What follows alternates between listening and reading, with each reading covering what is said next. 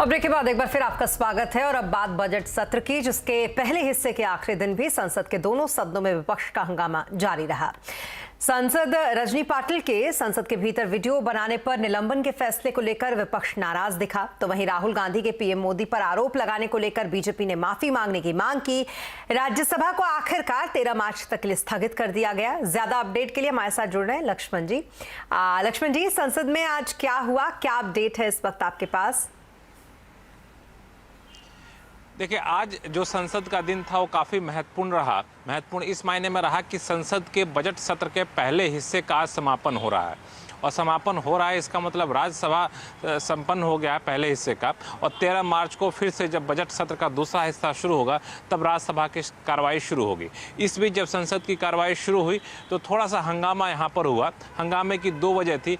एक मामला ये था कि प्रधानमंत्री पर जो आरोप लगाए थे राहुल गांधी ने, उन आरोपों पर राहुल गांधी से माफ़ी मांगने की मांग उठी, लेकिन इस बीच हंगामा होता रहा। एक और मुद्दा ये था कि रजनी पाटिल जो कांग्रेस की सांसद है वो वीडियो बना रही थी सदन के भीतर। तो वीडियो बनाना चूंकि सख्त मनाही है तो इसको लेकर के उनका निलंबन कर दिया गया था। तो उनके निलंबन के खिलाफ कई सांसद वहां पे हंगामा करते दिखे, और हालात यहां तक पहुंच गया कि स्पीकर को 5 सांसदों का नाम लेना पड़ा, और नाम लेकर, जो सामान्य तौर पर ऐसा नहीं देखने को मिलता, नाम लेकर उन्हें चेतावनी दी गई कि आप बेल में मत आया करिए।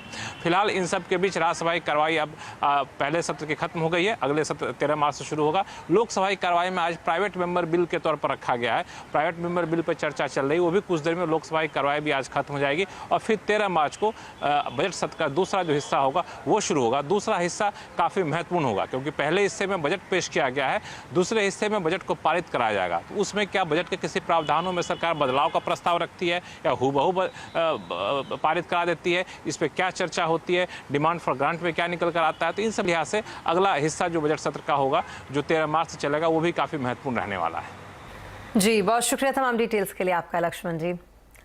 और अब बात सुप्रीम कोर्ट की। सुप्रीम कोर्ट से कैब एग्रीगेटर उबर को बड़ी राहत मिली है। सुप्रीम कोर्ट ने कंपनी को महाराष्ट्र में प्रोविजनल लाइसेंस पर सेवा देने की अनुमति दे दी है। साथ ही महाराष्ट्र सरकार को कैब एग्रीगेटर पॉलिसी लाने के निर्देश दिए गए हैं। पिछले साल मार्च में बॉम्बे हाईकोर्ट ने उबर को महाराष्ट्र में लाइसेंस लेने के आदेश दिए थे। इस आदेश पर सुप्रीम कोर्ट ने रोक लगा दी थी। आज सुप्रीम कोर्ट ने कहा कि महाराष्ट्र सरकार जब तक अपनी कैब एग्रीगेटर पॉलिसी नहीं लाती है तब तक केंद्र के नियमों को मानना जाएगा। उबर महाराष्ट्र सरकार से प्रोविजनल लाइसेंस ले सकती है, तो वहीं कोर्ट ने महाराष्ट्र सरकार को जल्दी पॉलिसी लाने के निर्देश भी दिए हैं।